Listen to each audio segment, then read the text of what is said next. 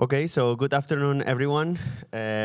We are Group 4, Maria, David, Carlos, Ana, Elena, Guillermo, Mariana, Natalia, Roger, and Carlos, and me, Gonzalo.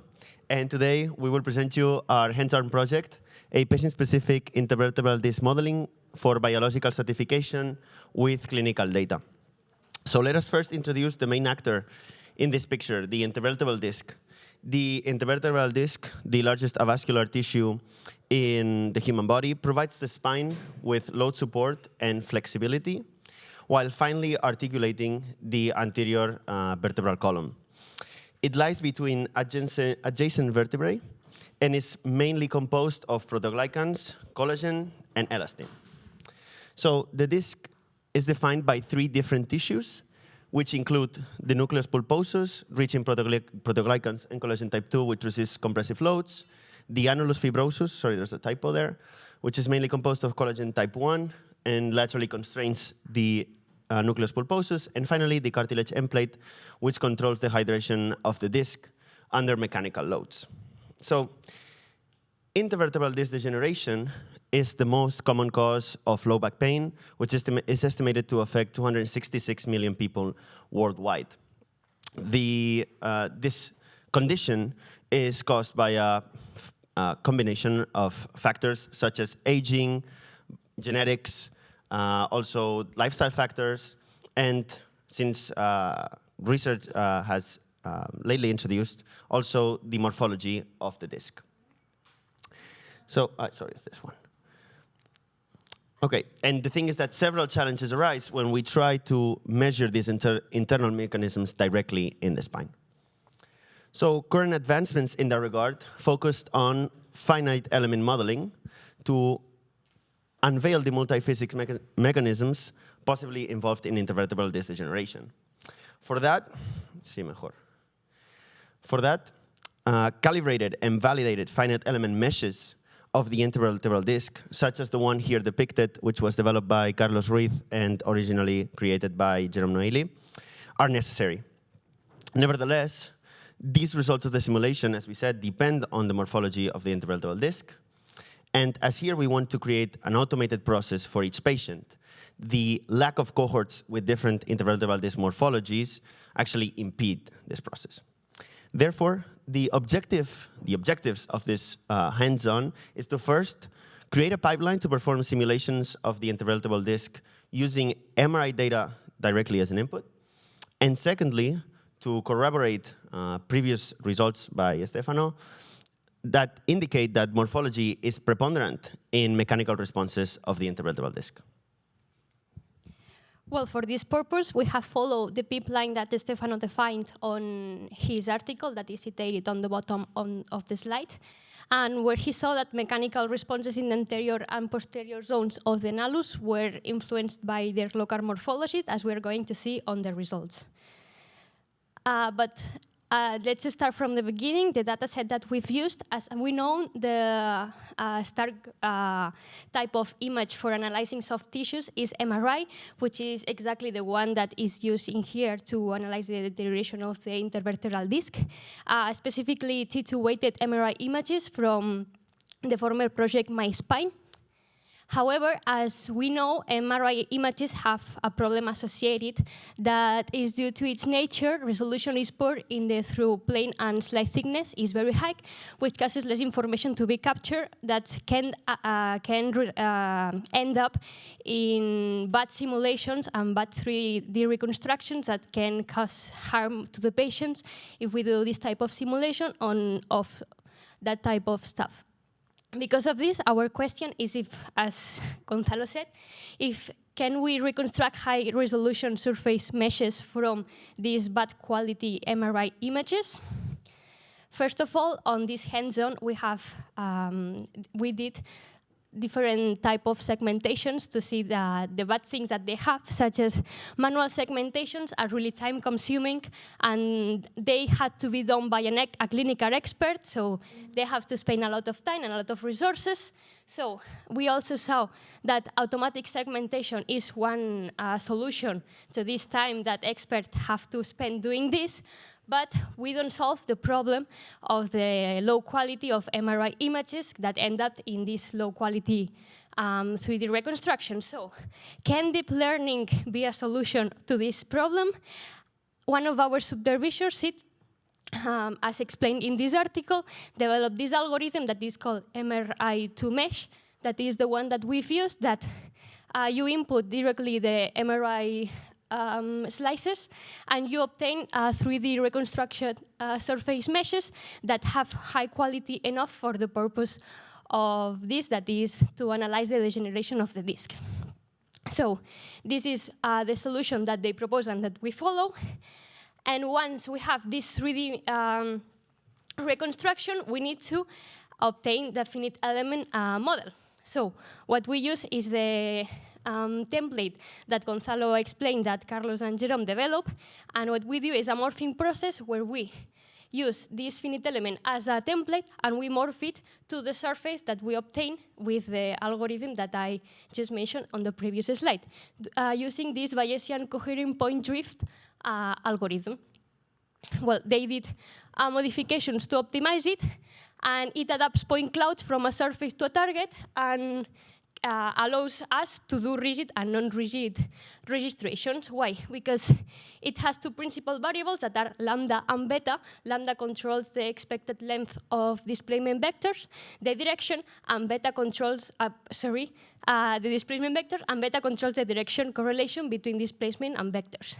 By varying these parameters and doing different registrations, we can obtain high similar finite element models to the real these shapes. The algorithm also, on the last step, ensures that there is no zero volume, and it compares the similarity score between the morph obtained finite element model and the surface that we obtain with the deep learning algorithm.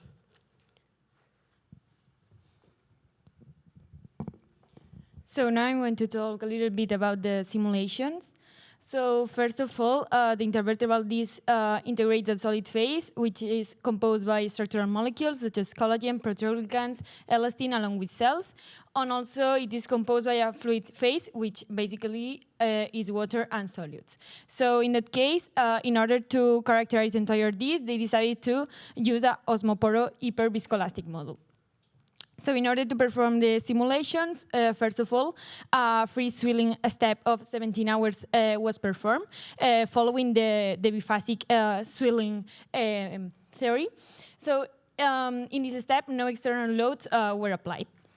So afterwards, 3 daily load cycles were simulated in order to see which morphological factors can significantly change the morphology, so well, the mechanical activity. So each cycle consists of 8 hours a resting period with 0.11 megapascals pressure, and also it is followed by a 16 hours daily activity period of 0.54 megapascals. These pressures were based on in vivo experiments and were applied to the top of the bony end plates. And in that case, for the boundary conditions, the caudal of the bony end plate was totally constrained, and also the atmospheric external pressure was also considered in the model. So in terms of parameters, up until now, the previous work focuses on stresses and hydrostatic pressure, but they wanted to go beyond that and add some parameters that are known to be linked to a potential non-linearity of the model. So they add some indirect parameters that helps to the mechanotransduction of the model, and in specific, they focus on these 5 that are the the maximum and minimum stresses when compressing the model, and then the velocity of the fluid through the pore, the percentage of water that the tissue has, and also the negative charges that the tissue has. So in order to validate this model, they wanted to apply it to bovine intervertebral discs, because it's similar to the humans, and also because of their availability. It can be you can do a lot of experiments with them, and you can validate correctly the model and, well, what you obtain in the model with the experiments in the wet lab. And what they do is like segment manually the disc from an MRI, then simulate it using the same conditions as the humans, since the conditions or the properties from the bovine is not yet optimized. And to give you some results for our hands-ons, we have here the results, the comparison between the segmentations. This is from an expert, and this is ours, and you can see it's totally horrible. And as Maria said, it was time-consuming. We spent a whole day doing that, and it's horrible.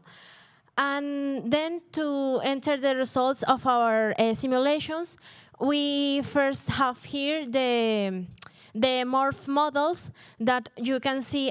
On the top is the annulus fibrosus, and on the bottom is the nucleus. And we have the initial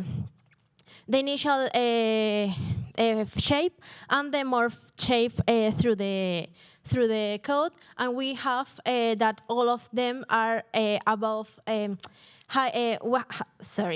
has higher similarity scores than 85%, sorry.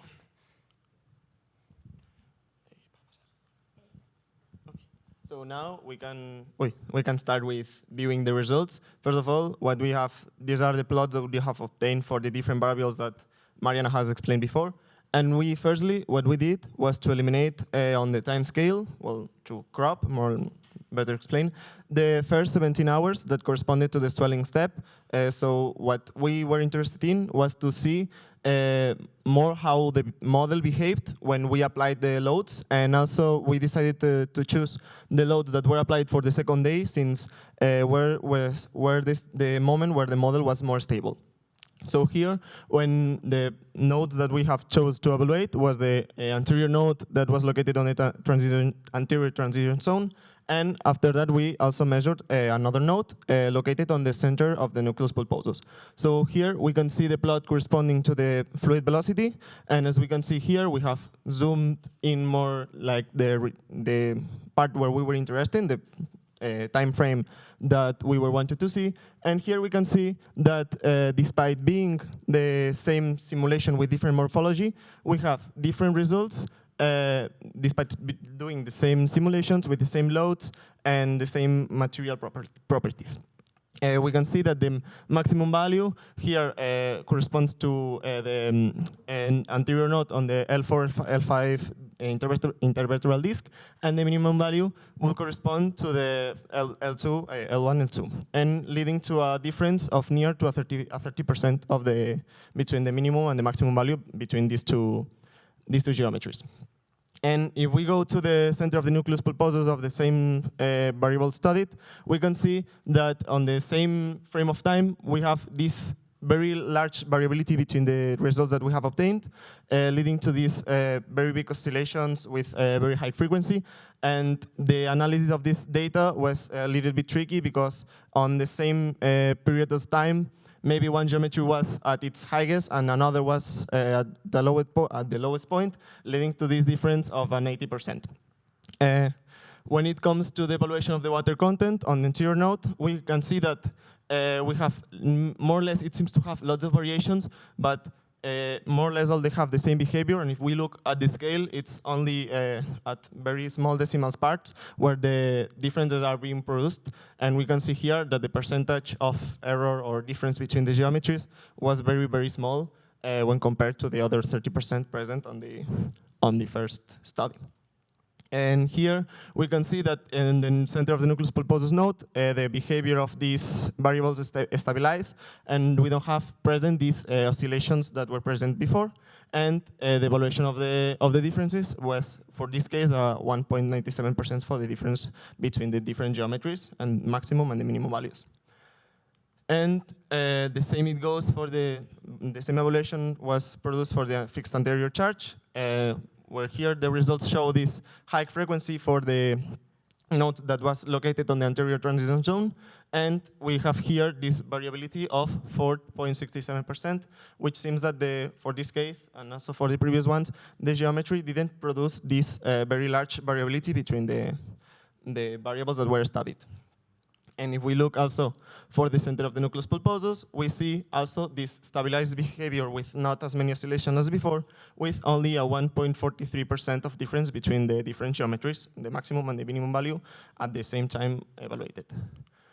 Also, when it comes to the maximum stress, we can see that this behavior of having small variability, it doesn't happen anymore. We can see here that the maximum stress for the L4, L5 intervertebral disc has a 40% of difference or large scale when compared to the L1, L2, or even the L2, L3. So we have this 40% of difference, which seemed that in this case, the geometry did have an impact on the evaluation of the results. And finally, finally for the maximum stress, we have this more homogeneous behavior as seen on the previous center of the nucleus pulposus nodes. And for this case, we have a small variability of 1.15%. And for the minimum stress, we see that on the anterior transition zone, we have 30.38% for the cases of the L4, L5 compared to the L1, L2. And finally, for the minimum stress for the center of the nucleus pulposus node, we have only a 10% of variability, and this more stabilized behavior we have seen on the nodes present on the center of the nucleus pulposus. So let's go over the results. Well, over the discussion of the results. So the morphing that we performed, as we have seen, all obtained a high degree of similarity, more than 85%, which is the standard that is supposed to pass for it being considered a good outcome. And when we started these experiments, we expected that the morphological differences between the discs were the cause of these differences in the results. That is why, because we set all the parameters exactly at the same values. So, and that is the result that we obtained because the differences were indeed by the topology, by the morphology. And thanks to an identical mesh topology, the comparisons were easier. So here we can also see the validation that we measured, as we have explained it, nodes in the anterior transition zone and in the center of nucleus pulposus. Why? Because clinical data has revealed that there in those zones is where the early degeneration of the intervertebral disc is more evident than in the posterior zone.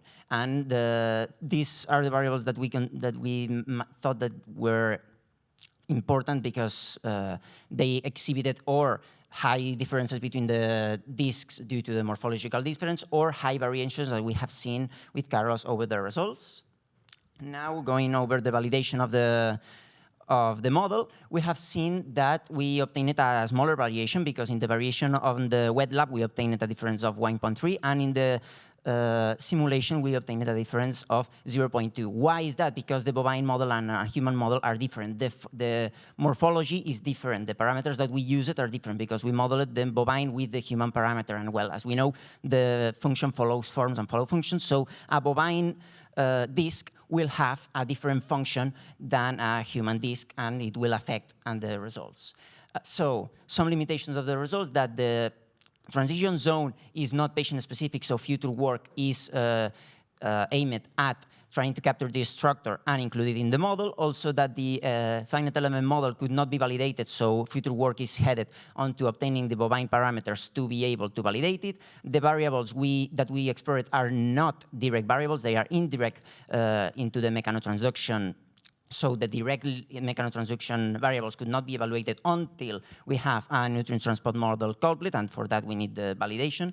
And also in the part of the MRI to mesh algorithm, the future work is headed into obtaining, instead of surface meshes, finite element meshes. So to sum up, in this hands-on, we have implemented a finite element model to study the intervertebral disc degradation and analyze the intricate relationship between the morphological changes and the indirect mechanotransduction behaviors. And we have seen how important is the need of using animal models to validate our results obtained in human models. And well, to finish, we would like to thank our supervisors on this hands-on, Stefano, Catherine, and Sai, for all their help and their teachings. Thank you very much.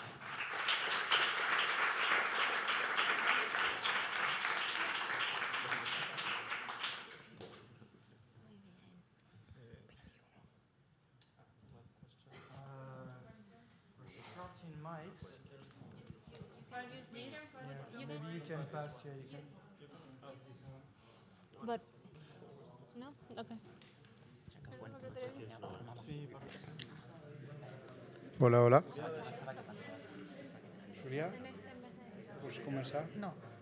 No? Sai, Jacob. Hello? Yeah. Hi.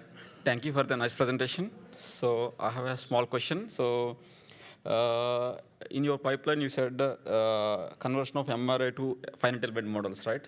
So after that, have you done the mesh convergent analysis for this simulations? No. We have no time to do a study of the convergence of the mesh. Okay. But with the algorithm that it developed, you obtain directly an accurate result of a 3D mesh reconstruction. So I believe that it is implemented on what you. And Carlos mesh is already validated. Okay. So.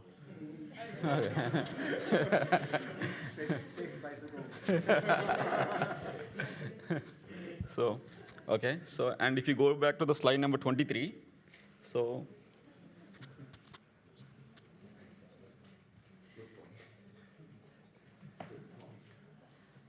No, I think before one. So, not here. Maybe the one you showed like expert results and your results. Huh? So. Yes. So, what do you think that you see completely different deformations, right? So. Haven't you do the same boundary conditions and material properties and everything as the expert did? So what is the reason behind if you see these kind of different deformations? But this is just the segmentation. Okay. So we have not tried the boundary conditions in here because we, after seeing that results, we used the meshes that were provided by the expert to simulate the behavior. Okay. Yeah, the simulation were done with the reconstruction made by the algorithm, not this one. We only did this one with the images of the bovine to see that manual segmentation was really time-consuming, and the results were not accurate if you're not an expert on this. Okay. Thank you. Thank you, guys, for the nice presentation. My question is from the point of view of a biologist, because I did not understand anything about models. However, at the beginning of the presentation, you were mentioning that morphology, or I could say that several features like collagen and other cell types compose these intervertebral discs. However, at the end of the presentation, I did not get how these particular components could affect the results. Because we are measuring the indirect factors that involve this degeneration. Then there's the direct the direct actors on this degeneration that are modeled with nutrient factor transport models, I think. But as we have not validated our models, because we have not the instruments to do it, the variables are still not known and everything, we cannot build such a bridge between the indirect results and the direct results. So there's another group, and there were another hands-on based on these nutrient transport models, and this one does not include. So when you see differences in terms of L3, L4, I don't remember differences on stress and so on, could you make the relationship between these components and those differences that you are observing?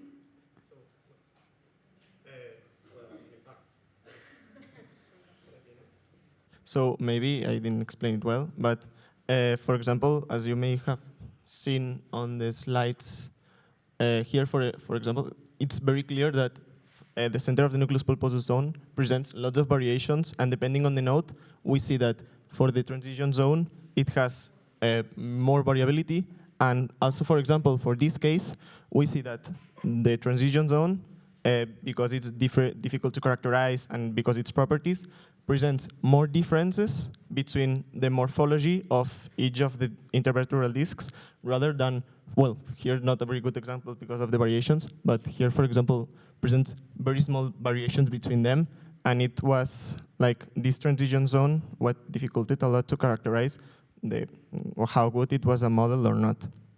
And also, these differences on the morphology, it was what led us to like obtain different values for each of the intervertebral discs. I don't know if it. Morphology is mainly geometry. We're not considering protoglycans, collagen, all that. I think that's but that's why something that, as you at the beginning of the presentation talk about that, this is something that at the end I expected to have a correlation between these components and these results. I guess it could be done if we knew exactly the composition of each vertebra, or that, yeah. but we don't have that considered in the model. Okay, yeah, thank you.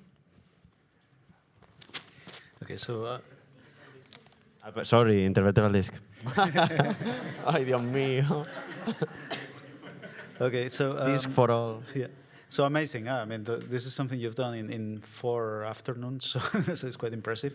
Yeah. Just the fact of being able to present everything in a convincing manner and sounding like you know what you're talking about is quite impressive. No? But I was well, no, I mean, I believe that you know what you're talking about. I didn't mean. Okay. Anyway, so but yeah, from a very practical and pragmatic point of view, so. Sometimes it's a bit difficult to separate what is already there because it was kind of given to you as a Python script and you were basically hitting enter, right? Versus what you had to really set up and prepare the data and test things, etc., right? So I don't know if, like, in a very short narrative, can you tell us, okay, this is the data we were given, we ran this, and this, and we got this. May I? Yeah. So the scripts, we already had them. But what we had to do is to take the data, run the script. So we had the MRIs. We also had, from the human spine, we also had the MRI from the bovine that we had to manually segment and then compare to the expert. So we had to use Slicer for that. Then for the scripts, we had to run the segmentation using, I think it was PyTorch. I think it was PyTorch, right? Yeah.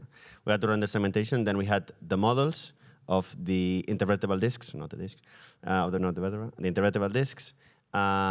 Which we visually checked in Blender. Then we had to run the simulations on the disks, for which we had to also run the code from Stefano, but we learned how to do it from the UPF cluster, from the terminal. So of course, he was doing it with us. It's not like just learn how to do it individually, but we were doing it with him. Then we had to analyze the results, not only in Blender regarding the disks and the morphing, see if they were similar or not, as that picture that you had, but also we had to then run it on Abacus and see these plots, which are not very beautiful, but seeing these plots and the differences between them. So we also had to run all the Abacus pipeline, like go here, this separated in 4 views, then you have that, then I don't remember exactly the name of the buttons, but you know what I mean. Okay, thanks a lot. Thank you.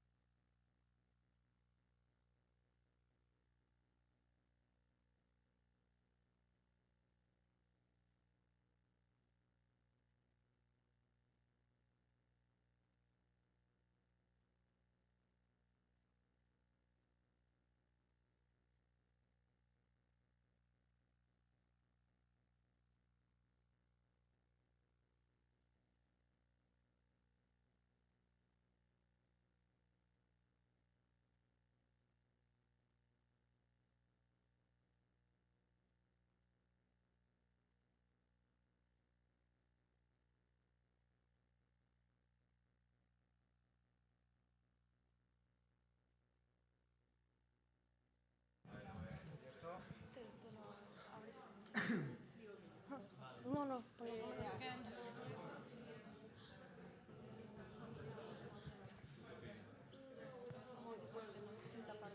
No te vas. O sea, me lo pones.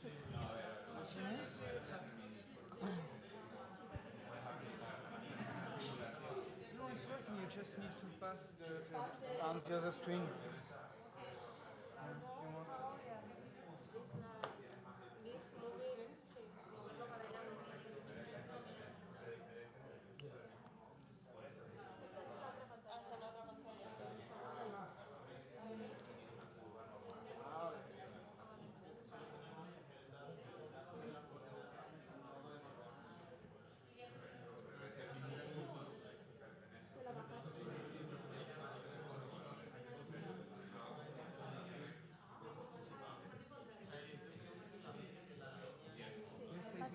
¿Va con el controlcito o no? A ver si sí, perfecto. Pues ya está.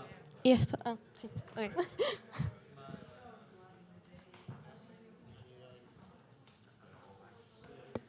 Vale, pues.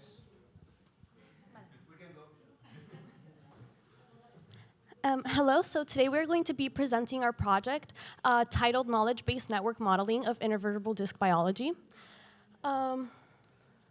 So the main issue that our project aims to address is low back pain. So low back pain is one of the main causes, one of the main causes of low back pain is invertebrate disc damage. It affects the quality of life and the mental well-being of the individuals that have it. And it's also the fourth most disabling disease in the 25 to 49 age group. So the invertebrate discs has some essential parts. So in the middle, we have the nucleus pulposus. Then we have the annulus fibrosus, which is on the outside. Then there's also the cartilaginous end plate and the bone plate. So those are kind of the essential parts of the invertebrate disc. And now we want to talk a little bit about invertebrate disc degeneration and when this happens.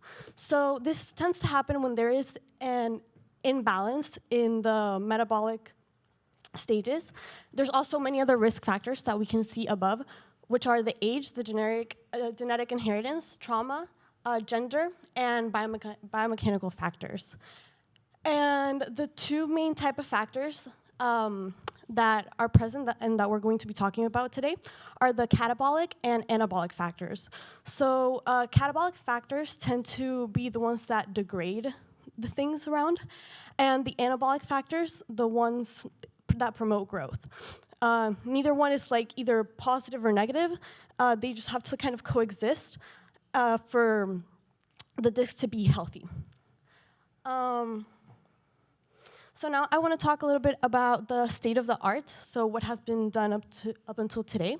So there are many experimental studies and protein expression analysis.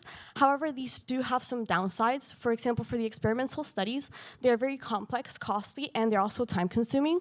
And then in the protein expression analysis, once this analysis is performed, there are many multiple possible interpretations that you can get from this, and many researchers could interpret something different from the results that they're getting. And then it's also very context dependent. So we use in silico models as well as these tools to do our work. And an example of an in silico model a research paper that we wanted to kind of talk about as state of the art is this one right here. And what they did in their research paper was make also a regulatory network, but instead of applying it to an intervertebral disc, they applied it to osteoarthritic environments. So now, moving on to our actual project. So what we're going to do is build a regulatory network model that can represent the normal behavior of the intervertebral disc. And there are two main objectives. So the first one is to create this network model, which we do based off literature. And the second one is to characterize control cells through the network model that we are going to build.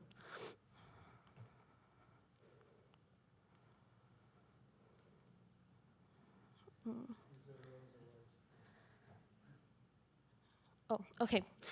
So kind of the steps that we're going to be taking are that initially we read up on some literature and built the network. Then we represented the static version of this network. We then studied its dynamical behavior, applying the Mendoza equations. And we then posteriorly enriched the network, which I will later explain more in detail what this actually entails. Then we did the static representation of this enriched network, and then we studied the dynamical behavior again of this enriched network.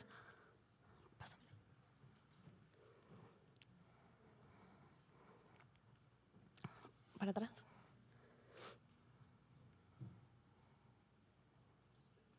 Okay, so the next step was a literature-based assessment. So we checked up on, we checked our results with literature, and then we tested some rescue strategies. And lastly, we did the characterization of the control cells through the regulatory network model. So now to actually explain in detail what we did, the first thing was, well, read up on the literature. These are 4 of the main papers that we used, even though we did use some more to build our network. But this was how we built the initial network, and we selected a set of proteins that we found relevant, as well as studied their connections. And what we kind of wanted to find was whether they activated, inhibited, or had no effect over one another.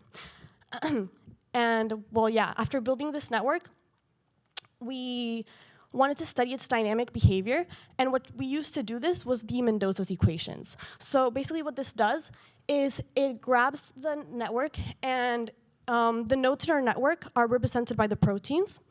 So it grabs our network, and it converts it into a discrete dynamical system and into a continuous dynamical system.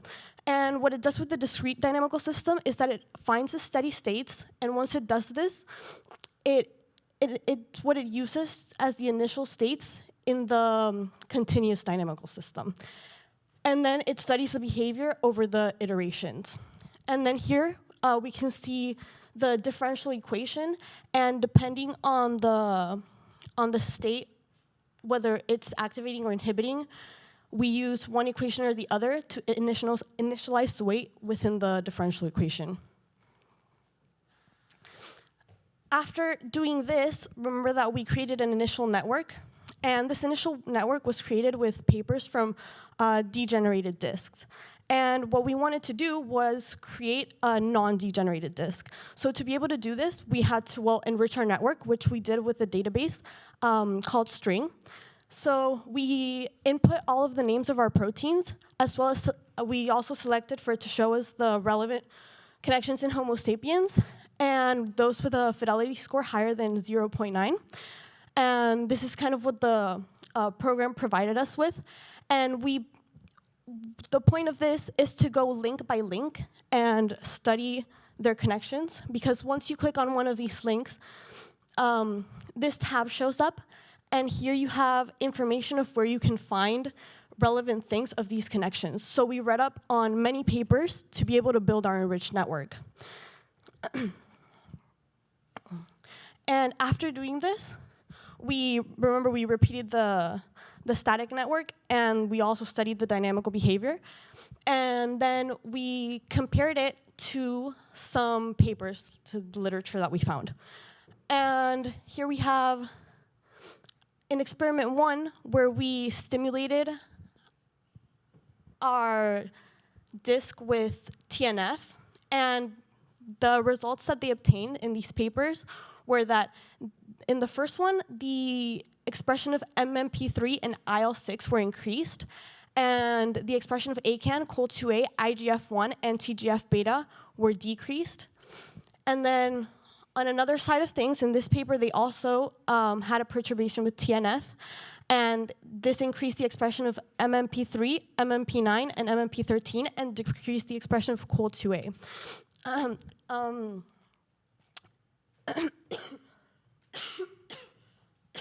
Sorry. An important thing here is that they got their own results with some of their cells and experiments, and we wanted to test with our network if we would obtain these same results. And then the second experiment that we tested was a stimulation with IL-1 beta. And with IL-1 beta, what they got from the experiment was an increased expression of MMP3, MMP9, and MMP13. So now we move on to the rescue strategies. So this is an important part. So here, it's important to note that once we enriched the network, we were stimulating a non-degenerated disk.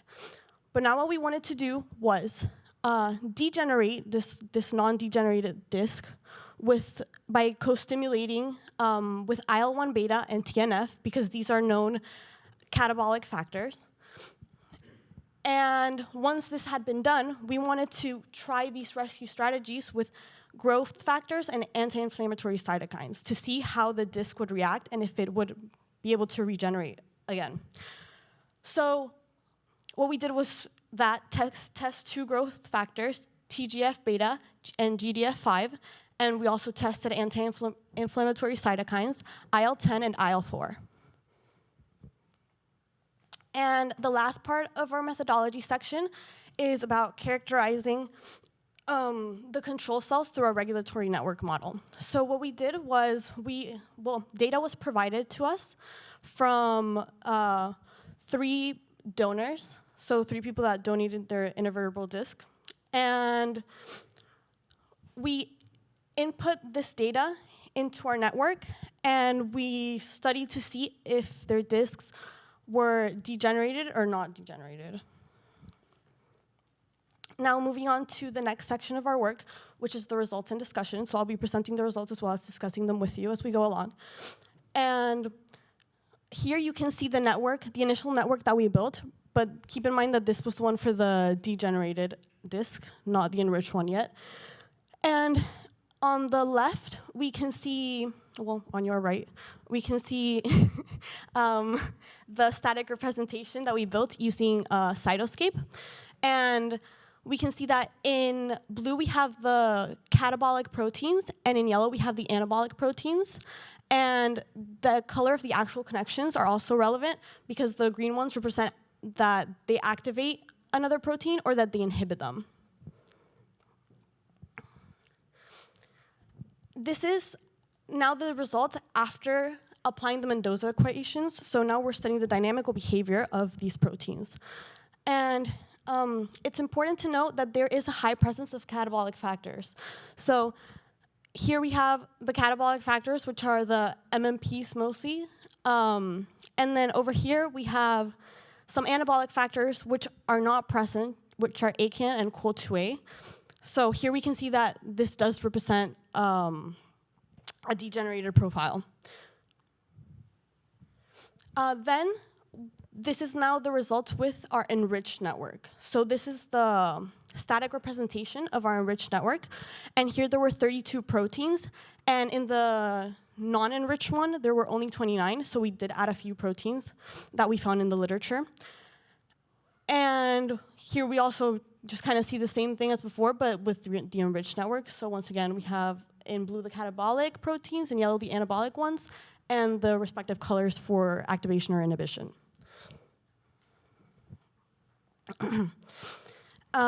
Here we can see the baseline of our enriched network. So this is a non-degenerated disk baseline.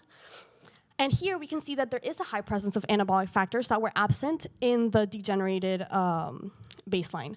So here we have the ACAN and COL2A, and we also have the absence of the catabolic factors.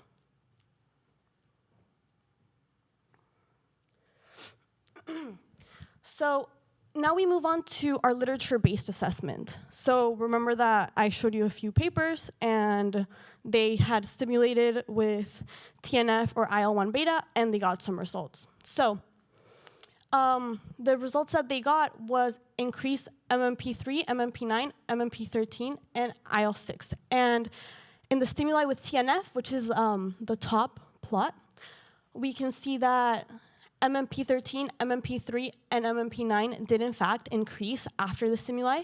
In blue, we have the before stimuli, and in yellow, after stimuli. And we can also see that the ACAN, COL2A, did in fact decrease for us as well, and that the IGF-1 and TGF-beta also decreased. So these results are in agreement with the literature that we looked at. And then we have, with the stimuli for IL-1 beta, we expected an increase in MMP3, MMP9, and MMP13. We can see a noticeable increase in MMP9 and just a tiny bit for the MMP13 and the MMP3. So once again, we do think that our results are in agreement with the experiments that we were looking at. Now we move on to the rescue part of our project. So remember that now we're working with an enriched network. So the first thing that we had done was apply the TNF and IL-1 beta, which are known catabolic factors, to kind of take this disc into a degenerated state. And that's exactly what we did. So we can see that there's a high presence of catabolic factors after clamping it with TNF and IL-1 beta. Here we have the MMPs and the IL-1RA. And then we have a low presence of anabolic factors like the ACAN and COL2A.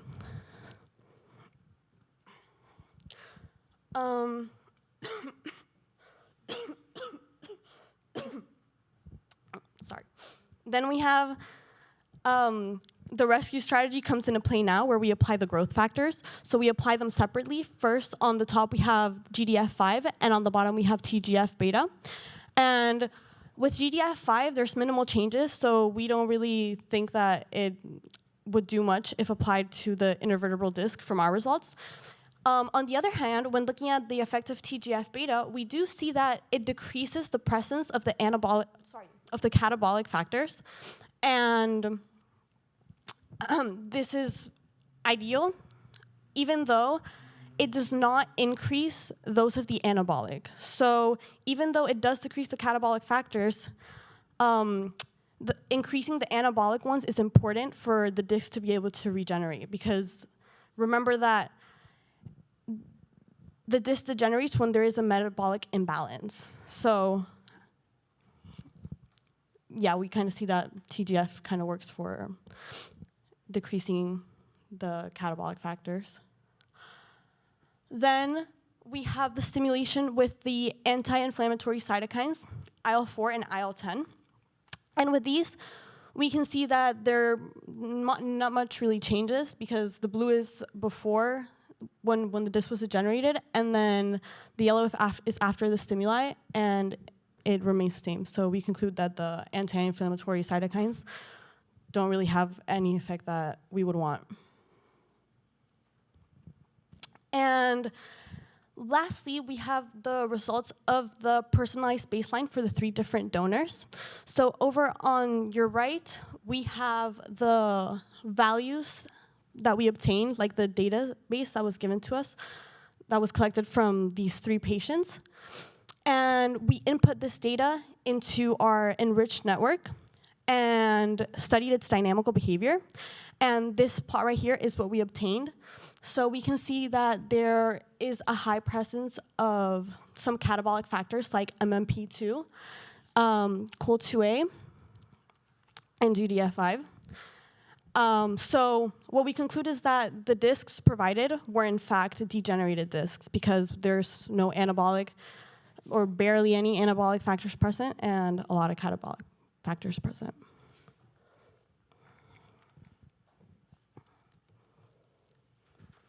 And finally, to conclude, well, we did make our network model, and we represented it at the fixed state of a non-degenerated invertebral disc.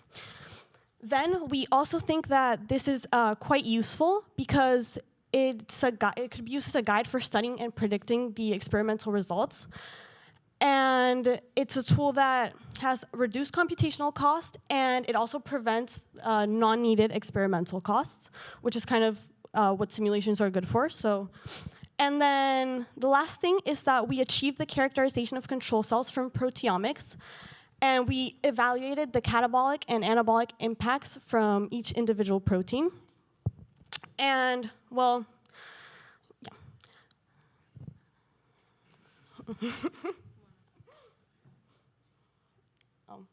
Okay, well, it was a thank you slide, but lastly, we just want to say thank you to our instructors. And And thank you for giving us the opportunity to participate in this project. And we did learn a lot, and we really appreciated it. So thank you very much.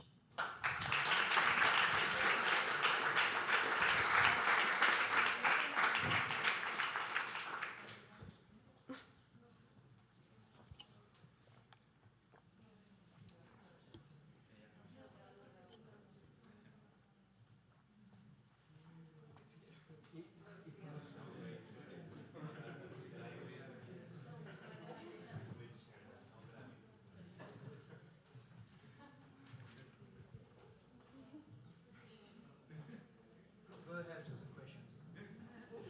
I did also thank you slide. Okay, I go. Thank you very much for the presentation. I think it really has an impact, and it was very well structured. I really liked the way you presented it. So to understand, first, what kind of data you were provided with? The 3 donors, what kind of data was that? Yeah, we only had like these different percentages of different proteins, and we checked the 22 that were common, and then that were inputted for the baseline, and the other ones were calculated with the equations that we used. Okay. So, and just to also to know, how do you compare the in silico results with the literature? That you were reading papers and just getting this goes up, this goes down, on how this works for the comparison? So the comparison with the literature, yeah. Basically we checked 2 papers that we didn't use to see if it activated or inactivated, and there we saw that we did a qualitative assessment, so they said this increases, this decreases, and we are just checking that, but we are not looking for like specific values or increments in the percentage. Okay, thank you. Okay, thanks a lot. So very interesting. I'm not familiar with the tool that you mentioned for like looking at literature. Yeah. Can you show a bit that? Yeah. Oh, does he? Okay. Yeah. Okay. So just a curiosity, how does it work? A bit. How was your experience using it? Can you tell us a little bit more about this tool? Yeah. So the thing is that it checks the factors, and it goes through the literature and put as the literature that have these words, and most of them like the highest score were in the same sentence. So we needed to go through the literature to see the paper if it makes sense, if the cells are the ones that we are interested in to check it, because maybe cancer cells, tumor cells, so we are not interested into. So it gives us different links to these papers, but we also needed to check if the connections are reliable. Okay. So it doesn't go as far as to like propose a sort of graph representation view of the information, or no. So like here is all the connections that he believes that in literature exist, but maybe they were just saying like these 2 are activated together in this experiment on cancer cells. So we had to discard this and be checking all of the connections and determining whether if they were important for us or not. Okay. So this visualization is from string. Yeah. Okay. Thanks. Yeah. So you said like in the same slide, so enrichment with string, right? So is there any specific software for this to evaluate these things? Of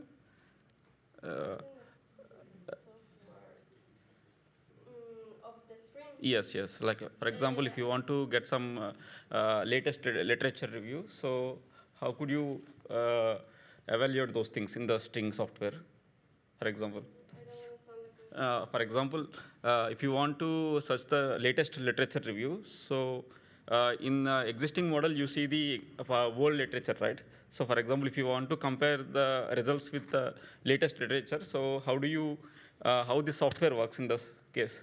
For example, do you want to enter some keywords for Yes, we entered the highest confidence, okay. And we also entered that they were from Homo sapiens, because there are also other like experiments done in other species, so we were not interested in them. But all the other things, we were just checking them, and we used curated databases and also publications to extract these connections, but not any other information. Okay.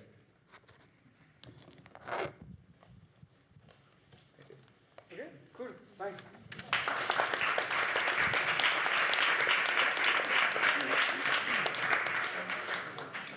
Scale? Now, right?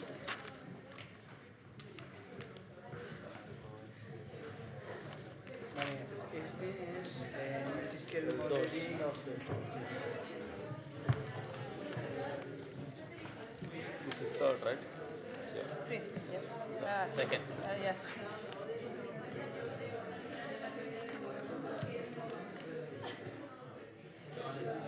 So, yeah, because actually it uses numbers. Okay. These numbers that are online with the program. Okay.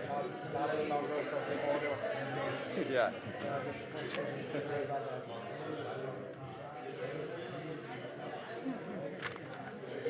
So maybe at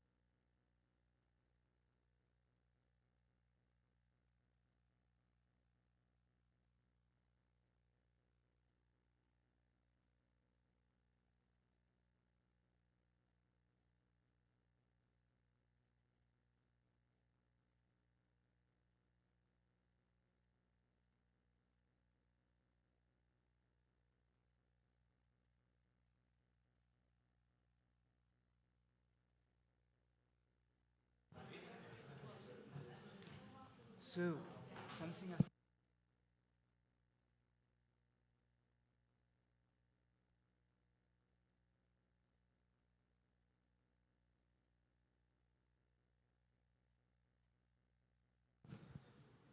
So, hi everyone. We are, I don't know, officially on the website, we are hands-on group number 3.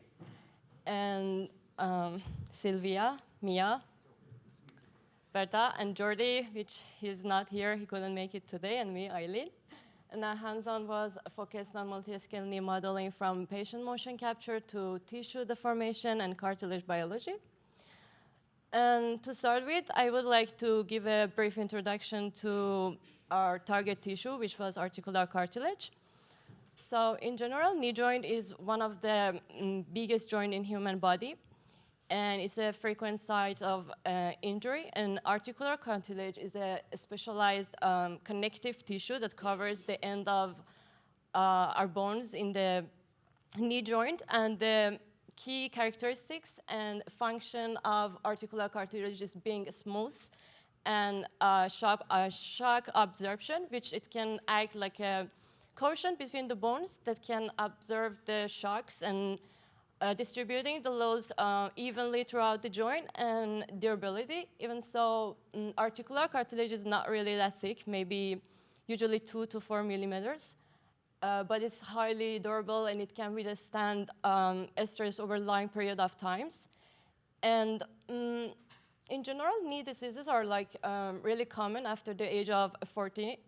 And it has been observed that in the patients that suffer from this kind of diseases, knee joint diseases, there is some changes or abnormalities in the way that they walk. For example, compared to the healthy group, for example, they when they are walking, the steps they are shorter, or they limp, or I don't know, other abnormalities that they were observed. And it is not really clear yet whether these abnormalities are the cause of this kind of articular joint diseases or the result of it. And the aim of our hands-on was to estimate that how our walking style can have an effect on the health of our articular tissue, and to facilitate the diagnosis of these abnormalities or certain pathology. And for this same, we considered two gain patterns, which was normal gain patterns, which is a normal walking, and abnormal gain patterns, which is limping. And we used like different computational techniques. And it was like from high level, whole body level down to cellular level. And as I already mentioned, our approaches was multi-scale.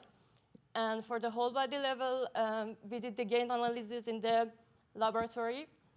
And we went down to the tissue level, which was finite element modeling to simulate the cartilage behavior based on the walking patterns that we observed. And then we went down to the cellular level, which was agent-based modeling that allows us to predict our cell population behavior within a multifactorial environment.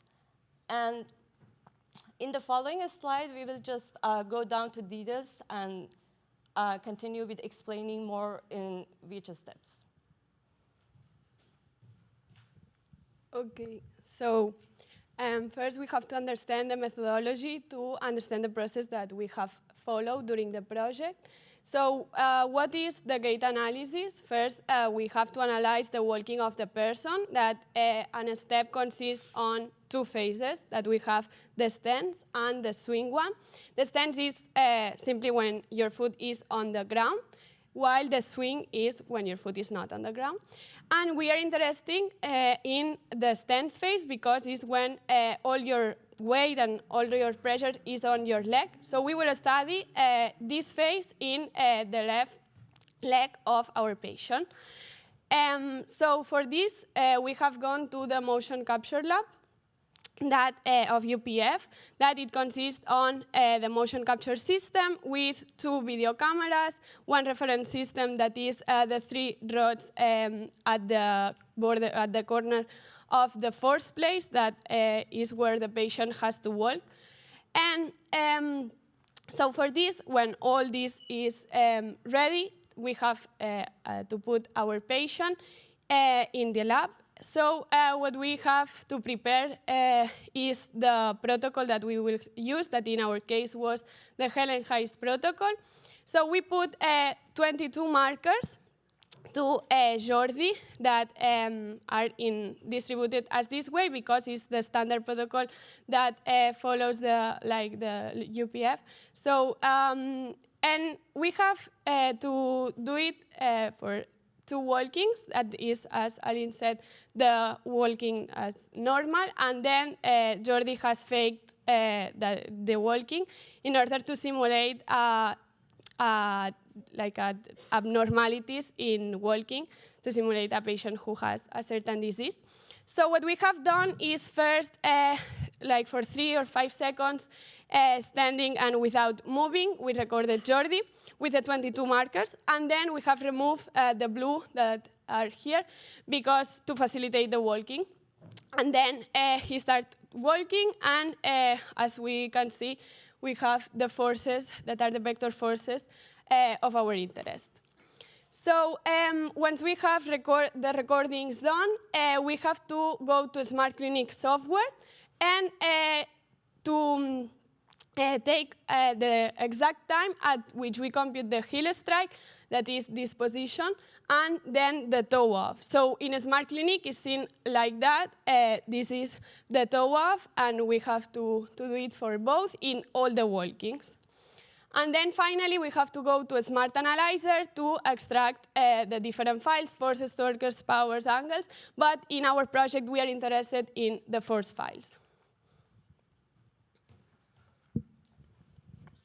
Okay, then we move forward in our multi-scale analysis, and we perform a finite element analysis on a cartilage of the knee, the meniscus. There is the cartilage, there is on the tibia.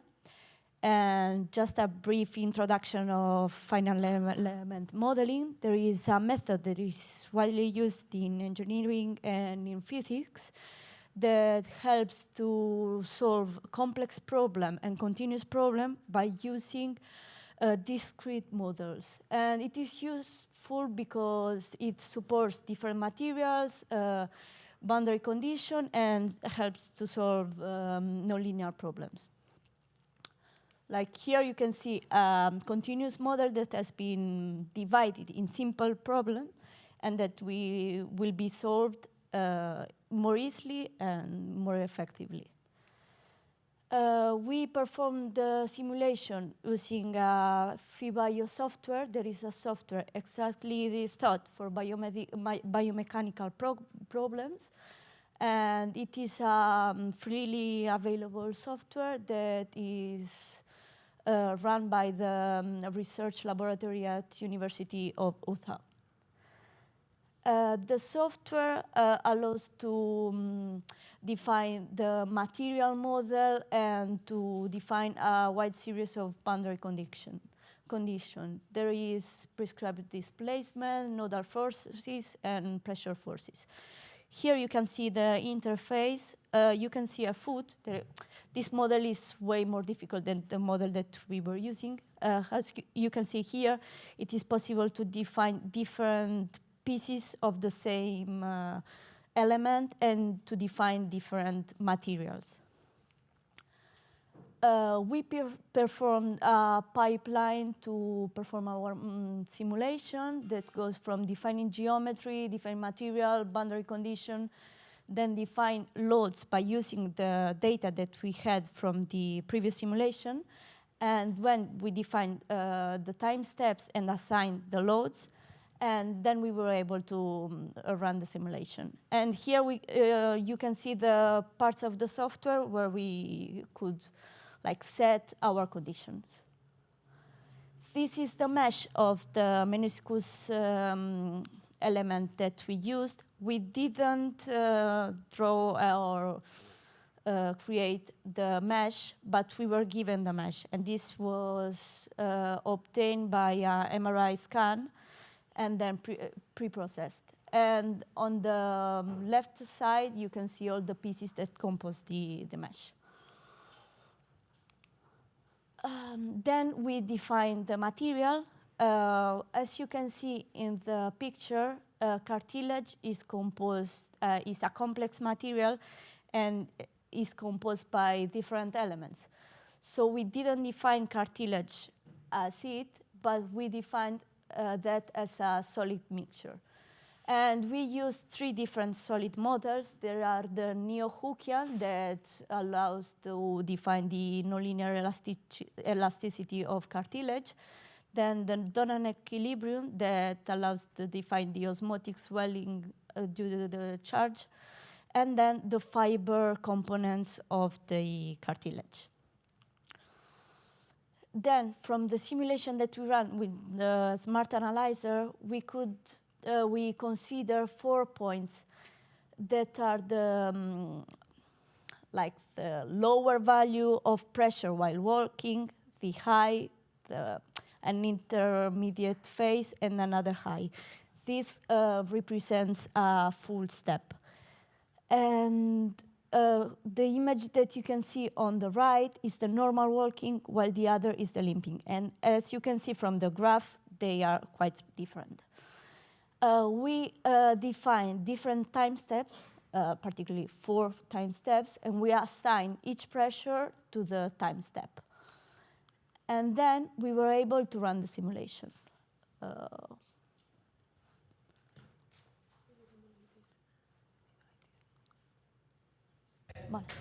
No, es el siguiente.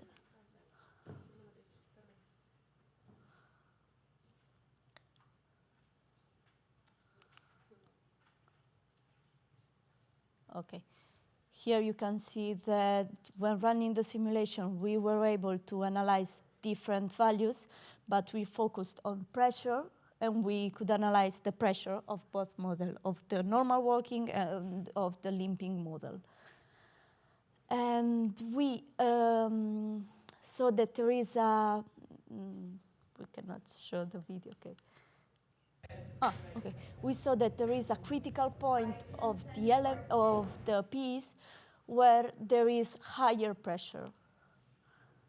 And we decided to focus on this specific point as we consider that it is the point where the highest pressure is happening, and that is the most critical in the case of a clinical study.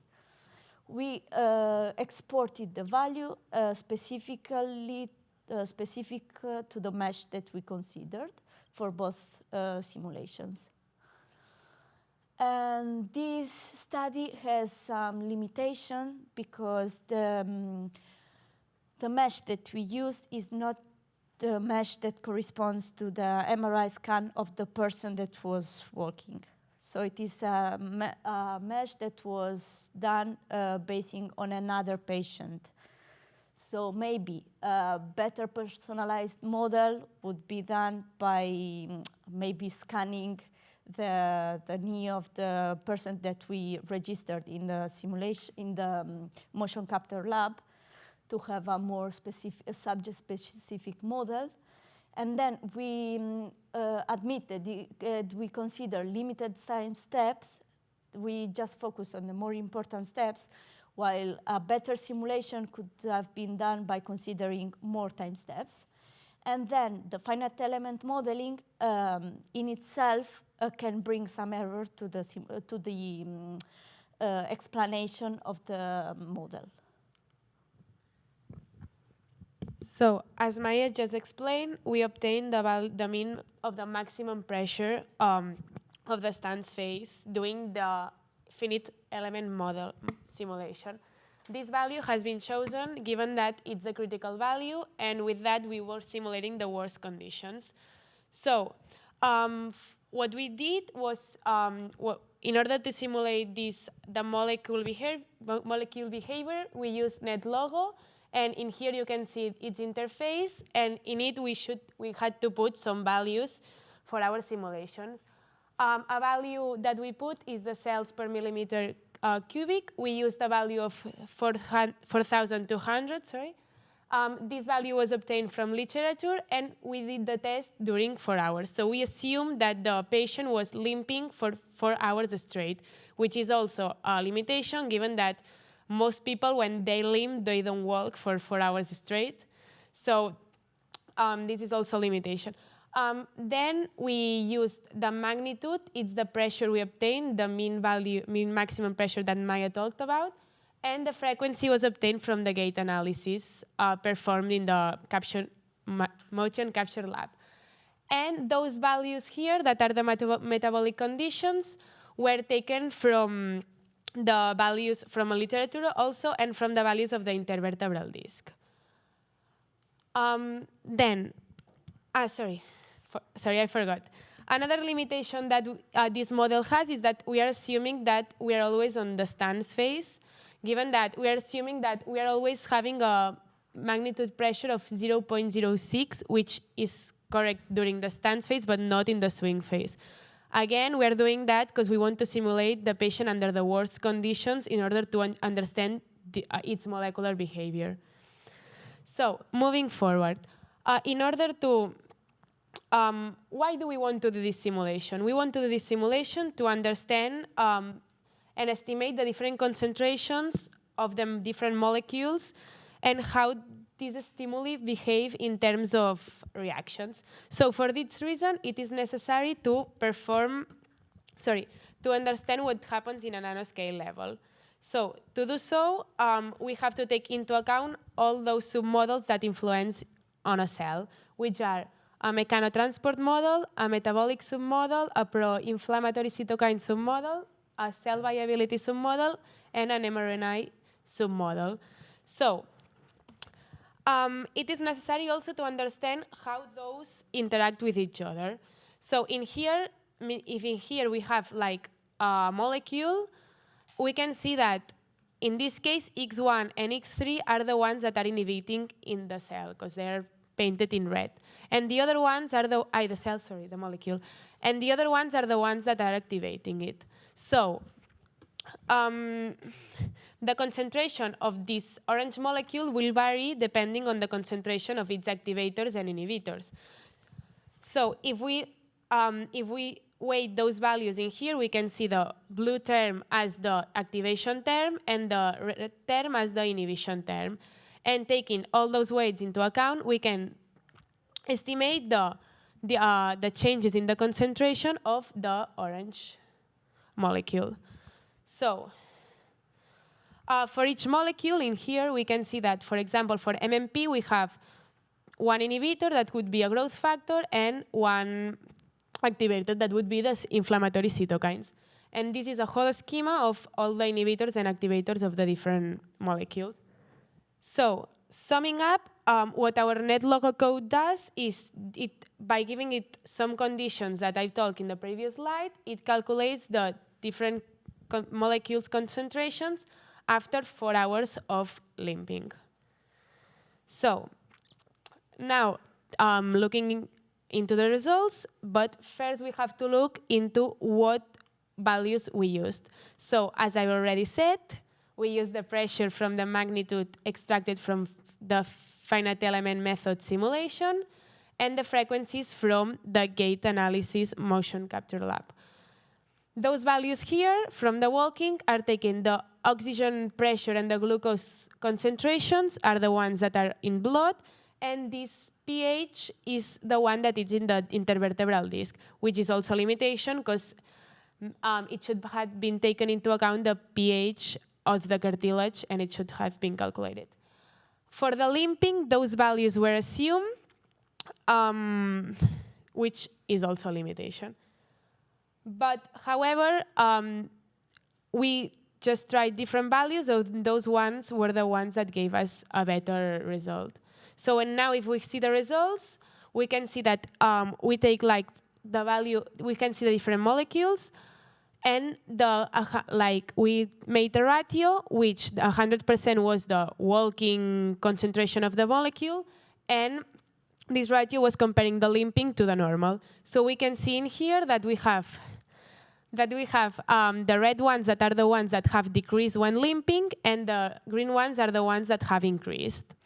So if we take those results into a little bit of discussion, we can see that it makes sense given that we know that cartilage tissue is made of collagen type 2 and aggregans, so when limping, those values have decreased, which kind of makes sense. That means that the cartilage has been getting damaged. Also, collagen type 1 is the one present when having fibrotic tissue, which we can see it has increased when limping, which means that when we are limping, we are not only damaging our tissue, but it is also becoming fibrotic. Taking those MMP and ADAMs into account, those are proteases, which break the tissue when there's a need of it, meaning that when the tissue needs oxygen and other nutrients that can arrive, those proteases get activated and they cut the tissue in order to obtain the oxygen and those nutrients from the tissue, which we can see by what I explained that those are not good and are also increased when limping. Also, inflammatory cytokines activate those two proteases, which means that when we are limping, we're having an inflammatory response, meaning that our knee wants to be like repaired, so we're activating those proteases to cut the tissue. And finally, the growth factors is also decreased, which means that the cells are not growing as they should. Okay, so some conclusions. First, we have done the gate analysis at the macroscopic level, then the finite element method in a tissue level, and then the agents-based analysis with the nanoscale level. So one of the aims of our project was understanding the multiscale modeling, and when we have to use this multiscale modeling, so we have understand it. And some digital twin relationship that we can do is that with the gate analysis part, we have already done because it's kind of, we are looking at individual patient because it has its own weight, its own age, sex, and so all that factors. But it's true that with the other parts is more general. So what we can do, as Maya has said, in the finite element part, we can do an MRI or a CT scan, segment the cartilage, and for all the individual patients. So that would be a good approach to do it if we want to relate it with digital twin. And with the final part, we can look at the really blood level and concentrations of the nutrients and all the contents that the blood level of each cartilage has. And so that's all. Thank you for your attention. And if you have any questions.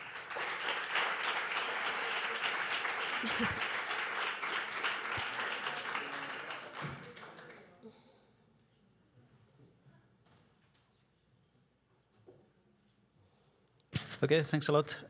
Very good. I have a bit the same question as I posed for the first group, right? Because there's a lot of work going on here on the three different aspects that you presented. And I mean, it's impossible that you did this from zero in 4 days, right? So I don't know if you can tell me a little bit, okay, more from a practical point of view, okay, when you arrive at the lab, what was already there, what was that you had to explicitly do? Yeah. Yes, the first day we recorded all the things in the motion lab, but it's true that in this week the software is not connected with the motion capture lab. So we have taken the videos from the last year, but we put all the markers and so on to simulate, and to see all the things. Then with the finite element part, Corinne sends, one of our instructors sends the model and we put in FedBio, but we have already the cartilage segmented, and so. And we have put the loads, the forces, the boundary conditions, and so on. And then for the final part, the code of NetLogo was also half done, but we practice how to do like all the things first, and then Laura sends the code, and we have to do the equations for the molecules that Berta has. Yes, mRNA molecules that are these ones. So we did those molecules ourselves, okay. and the other ones like, she gave them. Yes, and we put like these equations coding it. Okay, great, thanks. Very good presentation. For me, it was impressive to see that in 4 hours limping, we get this, I think it's in the previous or the next, in the other one, yes, we have the aggregate and collagen to this decreased, because I was expecting the inflammatory pattern, but not this decrease in these both molecules. What do you think? Because I can't imagine someone with a musculoskeletal disorder or something that is chronic. What would you expect there? That's what, if you look at here, I think that those values are a little bit too harsh, meaning that maybe a person that limps that limps does not have this decrease in pH or this decrease in oxygen pressure. So those values were assumed, and maybe the model does not accurate a lot to what it happens, given that maybe those values were too harsh, so the results should not be that low. But I think that this you could, if you want to do personalized medicine, you could extract synovial fluid and look what are the values. And Another thing is that we were just simulating one point. We are not simulating the swing phase. So it is like the patient, we are applying a pressure with a certain frequency, but it is not like the normal walking. So to get a more accurate walking simulation, we could have applied more like a whole signal, a whole function to simulate the whole step. So it is a good starting point, but it has to be developed a lot. And do you think that instead of personalized medicine, we could get some biomarkers to early detect specific chronic diseases affecting walking? Could we use it as a biomarker or no? Yeah, I think so. From that simulation, we could do that. But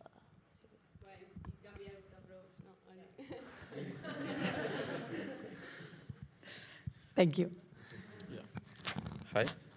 It was a wonderful presentation. So I have a small question regarding the smart clinic software that you use in the beginning of the presentation. So can you go back to the slides, please? Yeah. Here. So what is the input parameters for this software, for example, in order to capture the image in the right side? No, so we only record the video, and as the patient puts their foot in the platform, in the first platform, the particularity that it has is that it appears this in the computer.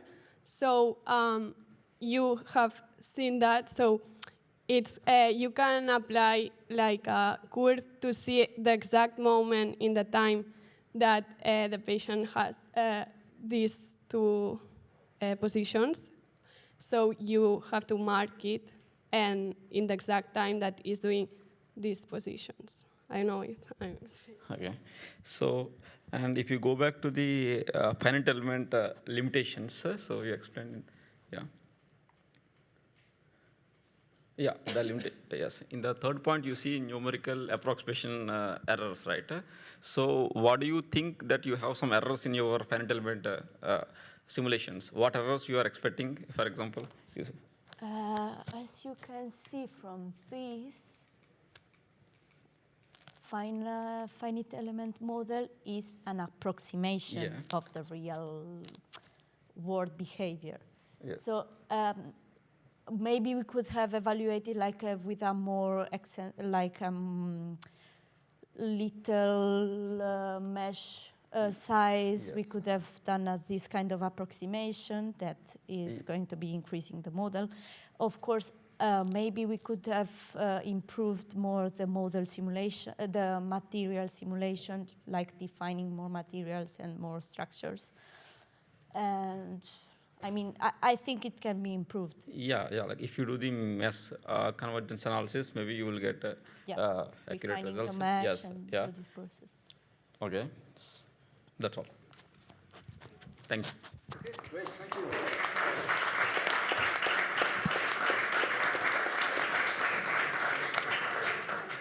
So, last group, so spine breakers. This is third, right? The second one was that. Yeah.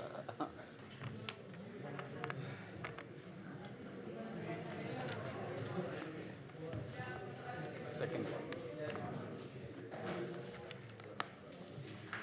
Have you seen the computational again, or?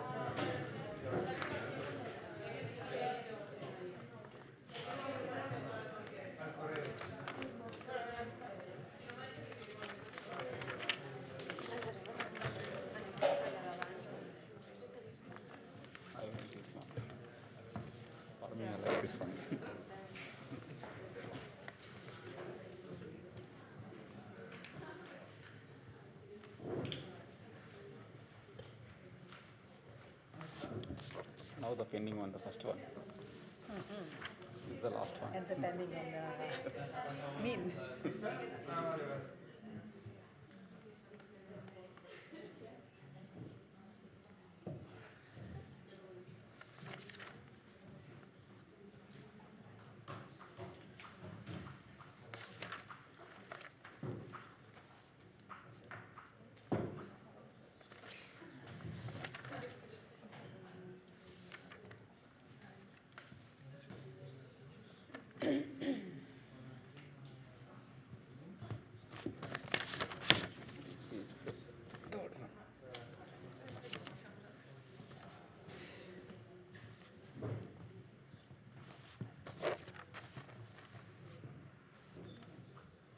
Okay, so hello, welcome to our start on presentation, hands-on presentation. We will be dealing with statistical shape and finite element modeling to predict mechanical complications in spine surgery. We are Ana Tocados and me, Gemma Esteva, and the work was moderated by Morteza and Carlos. We are from Team 1, who is sitting in the front rows. So for the presentation, we will start talking about a clinical case, which is the case of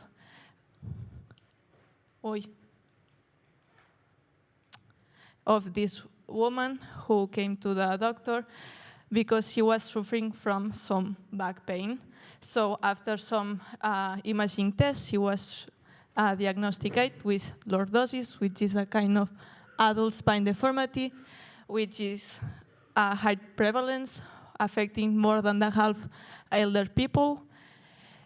And moreover, it is taken around 60 million surgeries annually, which involve a lot of money. So after the diagnosis, the doctor decided to treat this pathology with a surgery. Just to advise, the next slide has imaging from a surgery. So if you have any, I don't know how to say it, like, don't watch. So the treatment was the one what shown. So to treat these misalignments, there are used long screws that are joined with the spine, trying to deal with these mechanical misalignments. However, with this surgery, not always is so lucky, which is the case of this patient who, after a while, she had a revision surgery because she was diagnosed with this proximal junction function that was a mechanical problem with the device that was inserted. So after the revision surgery, the pain didn't pass, so she took another one and another one. So in total, there are 4 surgeries for this woman who had back pain. The second case that we are going to present today is this one from a breakage of the device, also from a clinical patient. We have to take into account that these screws, once they are inserted, this will not be taken away. So anytime that a patient comes to a surgery, more and more screws are inserted to the body, and with it increasing the severity, like the I don't know how to say it, the invasion of the surgeries. So these are not isolated cases because over 45% of these pathologies, operations fail, and the 25% of them are due to mechanical failures. So a potential solution must be found because there's a huge limitation nowadays in clinical.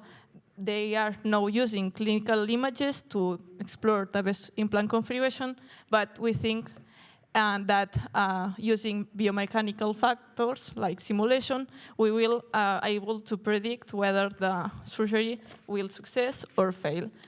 So this is why we are proposing a digital twin solution. In this case, we are going to deal with 3 different cases, to working with these 69 degrees of severity, and for a normal weighted patient and overweighted patient. And also we are going to use 49 degrees of lordosis with a normal weighted patient. We are selecting these specific angles because it is shown that for values under 50 degrees, the surgeries have no complications, but over these values, they do.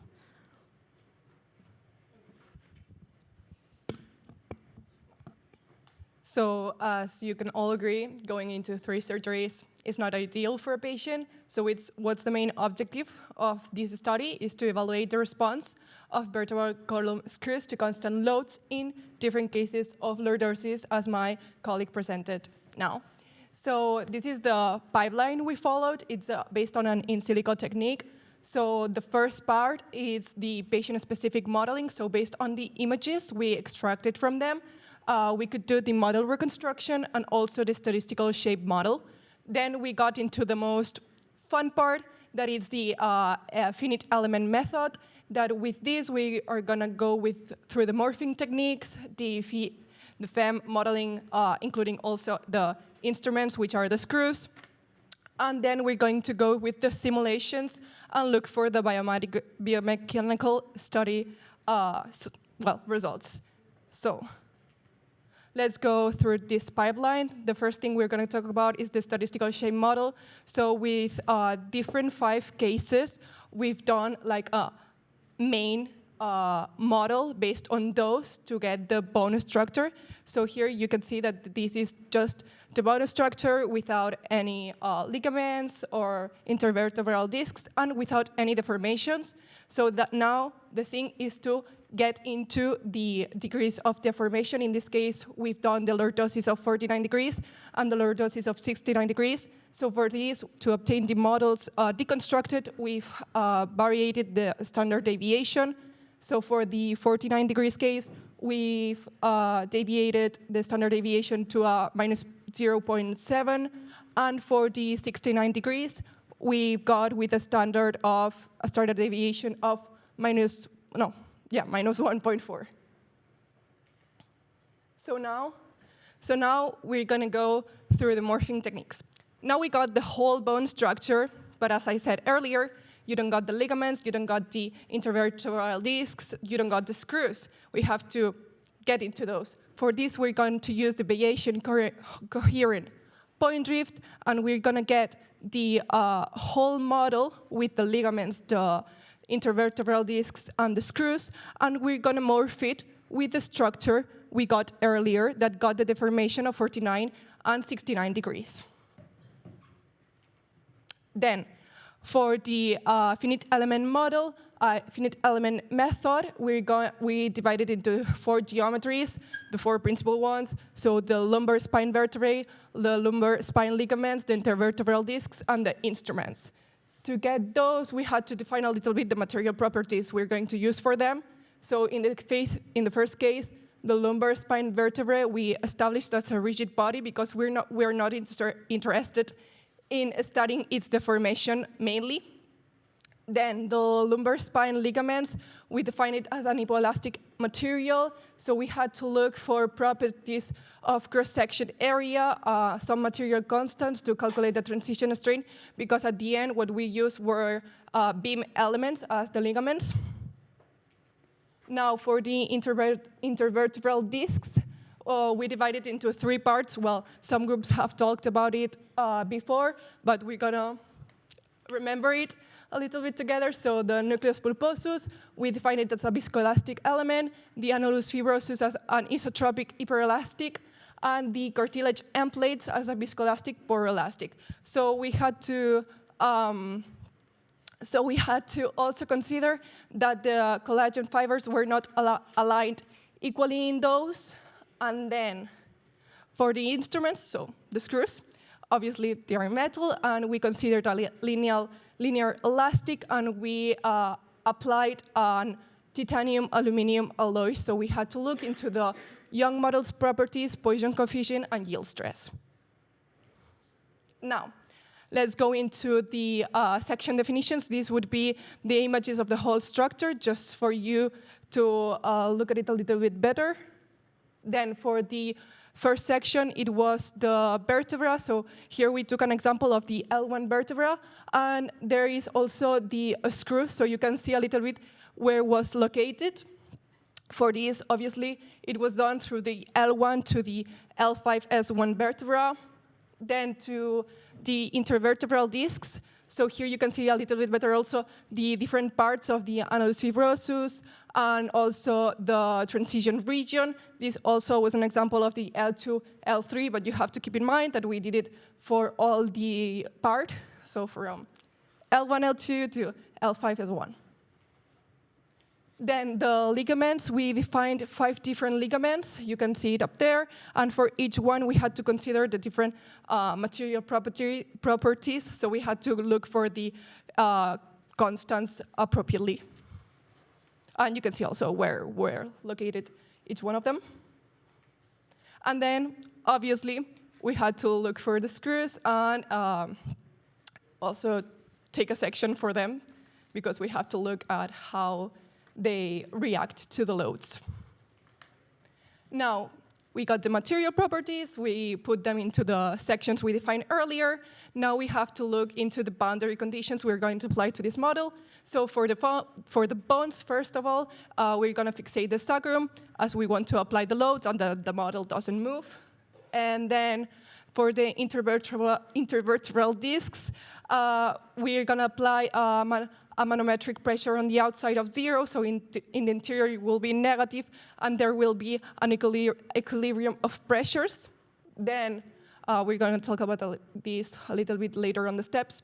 Then for the screws, we embedded them into the vertebrae, and for the ligaments, we fixed them to the vertebrae.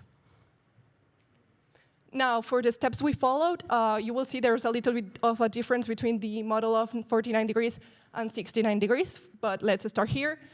For the first one, for the model of 49 degrees, there were 3 main steps. So first of all, the swelling, so the pressure equilibrium between the inside and the outside.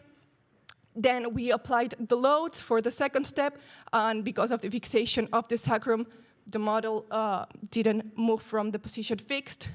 And then there was the force application, so the loads we apply to see how everything reacted and if it was correctly done.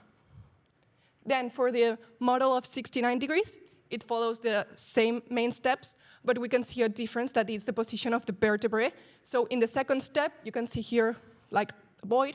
This is because for the 49 degrees model, we didn't need to reposition the vertebrae as the screws, when you put them, it was all needed.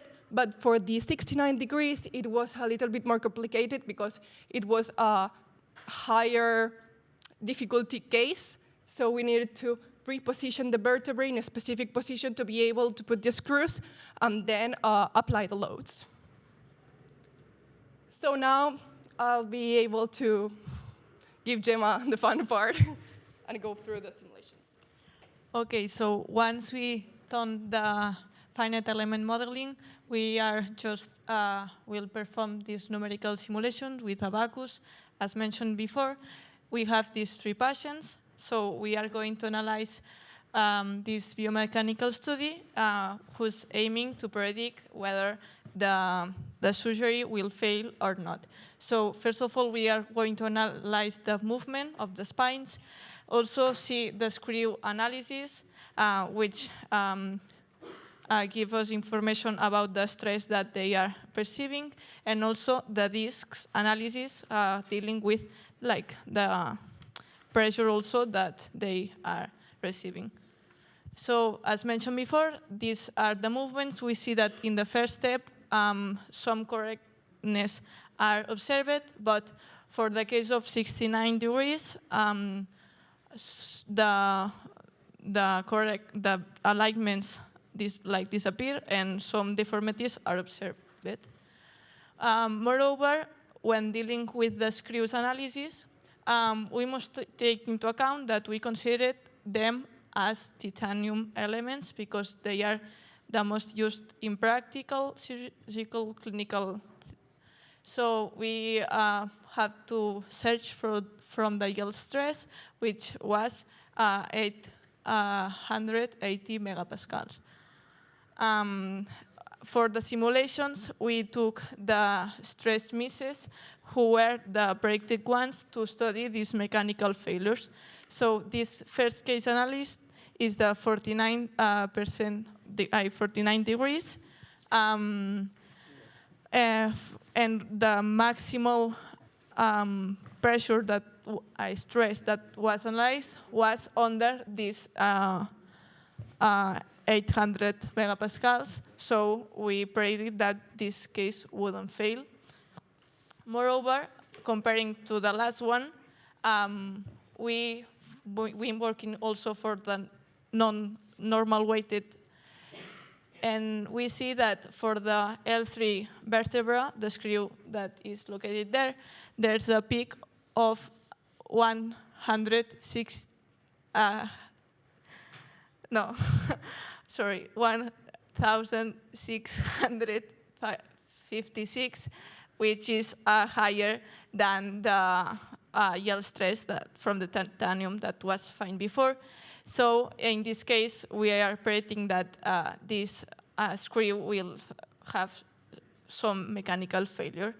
As expected, when comparing also the same degree, but for an overweighted patient, we see that this pressure, ID stress, is even higher, so this will also fail. When taking into account the effect of these stresses into the intervertebral discs, we see first, in comparison from both model I49 and C69, we see that we are achieving lower values of porosity, which is related with this mechanical stress. And also, we see that the most affected parts are these intervertebral discs that's joining L3, L4, where we see the screw that has more affected. So here we see a full simulation for all the steps. For the case of 59, we are seeing how in this correct surgery, how some equilibrium is reached. So to sum up, the results that we've obtained with this biomechanical study, which I repeat, that was aiming to evaluate this response of vertebral column given some constant loads for different cases. We see that for the lower 50 degrees, the surgery is predicted to be successful. However, when increasing this angle, we are predicting some failure.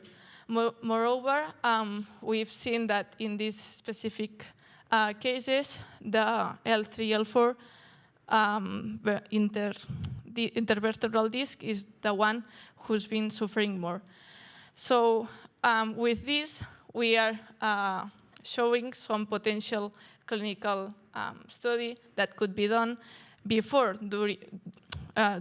doing any kind of a surgical procedure, because we are able to predict whether any complication will happen on the surgical. However, this study has some limitations. It was done during this week. So first of all, we have to take into account that for the statistical model, we only use 5 spine cases. And we were also taking into account 2 different models by 2 angles. But we get some predictions. But in the clinical case, we do not know whether if this case will fail or not. So some verification task in here must be done. So there's always further work to do. In our cases, maybe we could work with more angles and validating the results that we obtain with the model. Also, trying to improve this statistical model using more patients.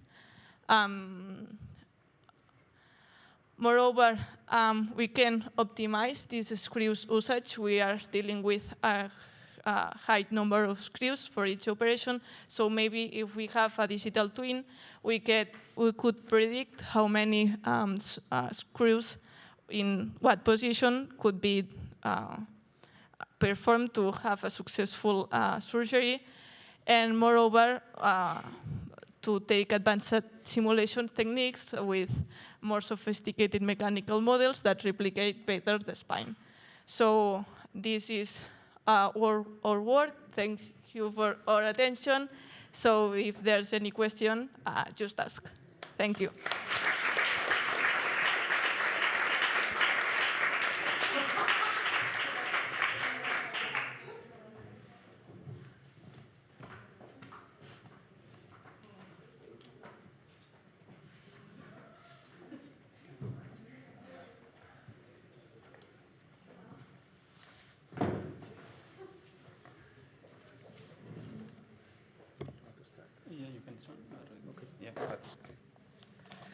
Okay, thank you.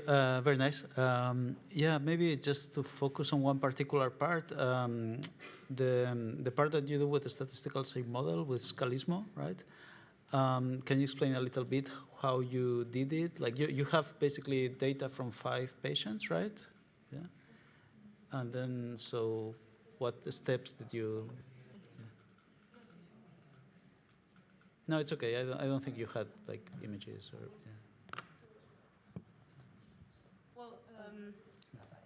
Like the Scalismo code was provided from our supervisors, and it had like 5 different steps. But I don't know exactly like the methodology that is. Well, if you want to explain. Well, first, like there was the 5 models. Then there was like main deformation to align more, and then more deformable. Es que no sé cómo dirlo, en plan que es banda. No, que es banda forma. Primero rigid deformation and then non-rigid deformation. Yeah. Into a, no? I mean, there were 4 steps. First was loading the models, then like rigid not deformation, rigid alignment, then non-rigid alignment, and then the final alignment to obtain this. Okay. Thank you. Hi. Thank you for the presentation. So I have some questions. So the pipeline you presented is like you have like 5 sub-steps, right? Starting from model reconstruction to numerical simulations, which includes a lot of softwares, for example, Scalismo, MATLAB, and Abacus. Yes. How do you manage to do all the steps in last 4 days, you can say? that was the intention, and we also did like over hours, but of course we got like help from our supervisors because taking only into account like the finite element model, you had like 5 vertebrae and 5 different discs, and I don't know, like 5 different ligaments, and you had to select each like individual different set, and it was like very time consuming. So we started to do all the different steps, but if we didn't finish something, they obviously helped us. Okay. So like in order to produce all this like the workflow by ourselves, we would like it will be a lot more time. Okay. Probably. So. And also we had some technical difficulties because we only could access Abacus from only 3 different computers, and we were like 11, and so it was also difficult to obtain all the models in a really like low time. Okay, thank you. Thank you, very nice presentation. My question was already answered because was about the predict failure of the surgery.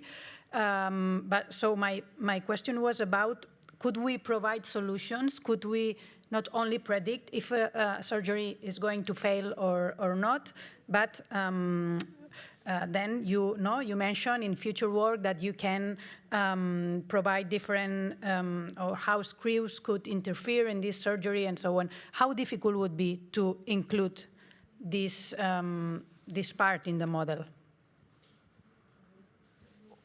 Well, I can imagine that it's like playing and trying things because we are seeing in which specific parts of the spine the model is failing. So taking account the fails that are we observing in the actual cases, we can try to reinforce some specific like positions and dealing with the perfect combination or the most accurate combination with the device and the screws to overcome each patient.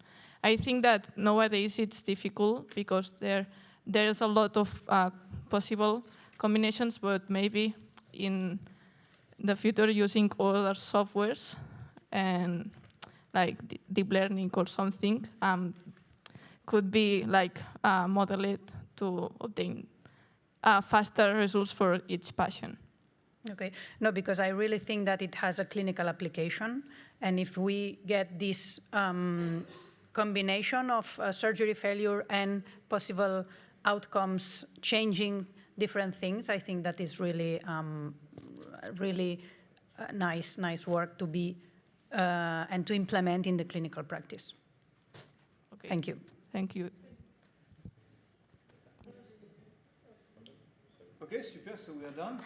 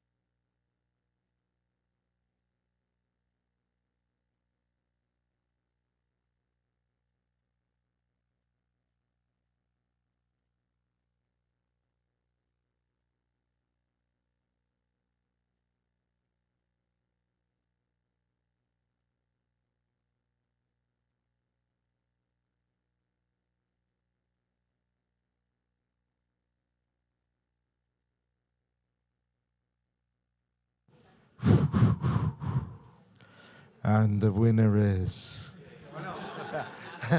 Okay. Yeah. I'm giving some tension here. My name is Vladimir Estevel. I'm the director of the Department of Engineering here at UPF. I'm sorry I understand very little some of the topics you were discussing. Nevertheless, I was here for the last 2 talks, and it's quite excitement and buzz and going on a Friday afternoon. The only thing is missing is some beer or something, but maybe that's happening later. Okay, well, then you do well. So I'm very glad to be here, very happy. I hope you had a very productive week. The department is very honored to regularly host this event.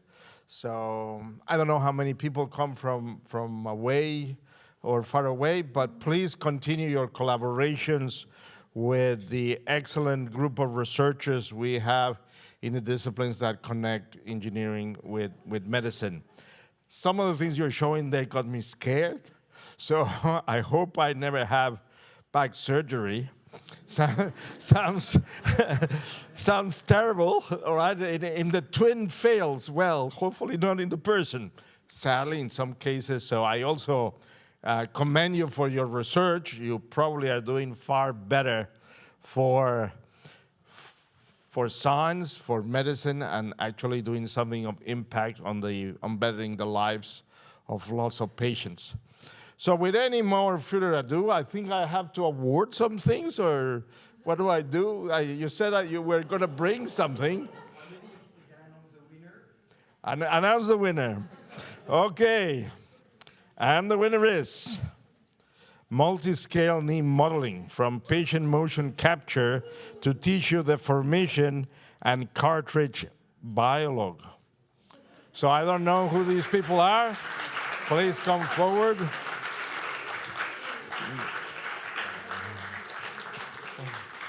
So, just pass by. And let me give you one certificate. Okay. Then you need to pass to Anita. It has no name. Yeah. All right. What So. do we do? What should we do? I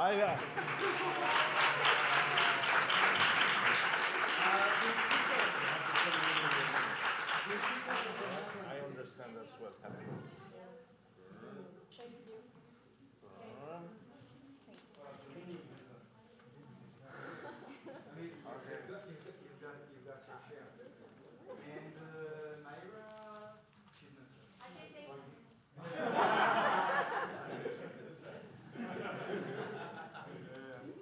Am I doing the right thing?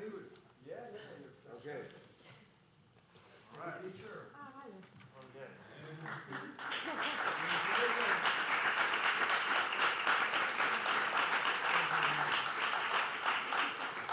I propose we take a global group picture here.